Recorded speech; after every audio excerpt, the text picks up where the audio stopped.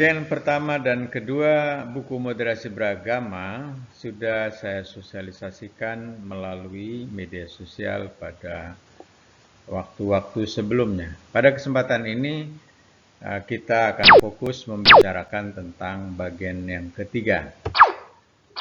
Bagian yang ketiga berbicara tentang strategi penguatan dan implementasi moderasi beragama yang kemudian dijabarkan dalam beberapa bagian, ada 5 subbagian,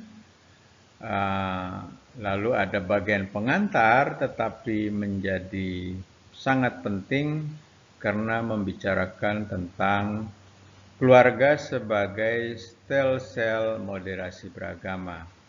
Sebagaimana kita ketahui bahwa dalam berbagai segi hidup berbangsa, bermasyarakat maupun beragama, keluarga dijadikan sebagai sel inti masyarakat yang menjadi kekuatan untuk berbagai dinamika kehidupan baik berbangsa, bernegara, bermasyarakat maupun beragama.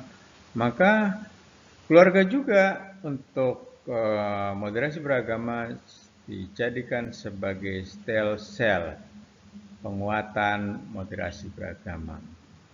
Kemudian dalam bagian yang ketiga ini dijabarkan dalam 5 subbagian, yaitu pertama moderasi beragama di Kementerian Agama, kemudian yang kedua sosialisasi atau diseminasi moderasi beragama, yang ketiga pelembagaan atau implementasi moderasi beragama, dan yang keempat integrasi moderasi beragama dalam RPJMN 2020 sampai 2024 dan Renstra Kementerian Agama.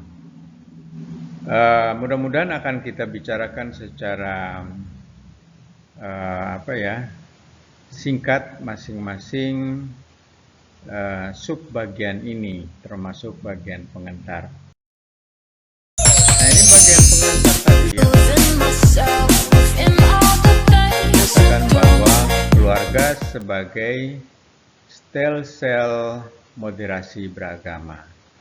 Di sini secara singkat mau ditegaskan bahwa sebagai unit terkecil masyarakat dan tempat pendidikan pertama dan utama setiap warga bangsa, keluarga memiliki potensi yang sangat besar untuk menanamkan dan menyemai praktek moderasi beragama.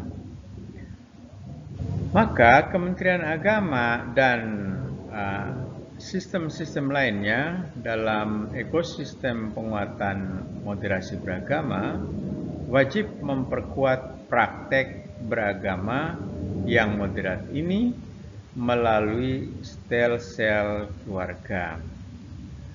Jadi menanamkan, menyemai, mendidik, membina, mensosialisasikan moderasi beragama itu pertama-tama memang mulai dari diri sendiri. Itu melalui membaca sendiri atau mendengarkan, menyimak, menonton video-video yang berkaitan dengan moderasi beragama, tetapi juga bisa melalui mengikuti berbagai macam pertemuan yang berkaitan dengan moderasi beragama, baik pertemuan yang singkat maupun pertemuan yang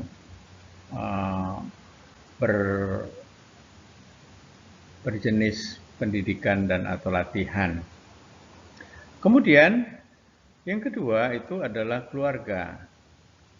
Keluarga sebagai basis atau sebagai sel terkecil masyarakat atau agama itu menjadi lokus, tempat dan atau komunitas yang bisa menjadi ruang, tempat, kesempatan untuk menyemaikan, menanamkan, mendidik, membina dan atau mensosialisasikan moderasi beragama.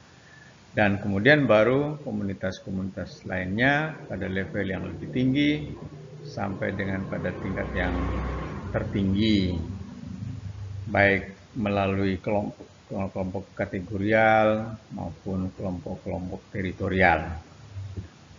Itu mengenai pengantar dan merupakan inti juga dari bagian yang ketiga.